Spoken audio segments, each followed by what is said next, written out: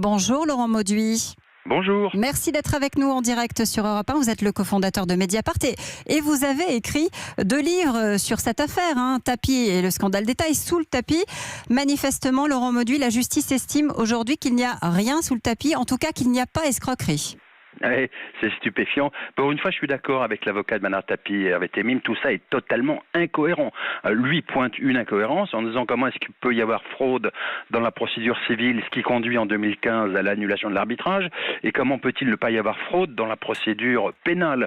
Mais ces incohérences, je peux vous en citer d'autres. Comment concevoir que Tapie soit relaxé alors que c'est le principal protagoniste de l'affaire et que dans le même temps, Christine Lagarde, dans une autre procédure pénale devant la Cour de justice de la République, soit elle condamnée. Même Dans si elle une est autre procédure pénale, vous le dites bien.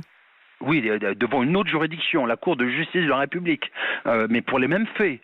Comment, alors que les mêmes griefs reposaient sur Stéphane Richard et sur elle, l'une est condamnée, même si c'est de manière modique, et l'autre est absous. C'est totalement incohérent. Donc il y a deux justices. Il y a deux justices clairement aujourd'hui, Laurent Mauduit. Oui, c'est ça, la Cour de justice de la République, on le savait que c'était une juridiction d'exception. Oui, mais qu'est-ce que vous dites alors pour la justice au civil, en 2015 ?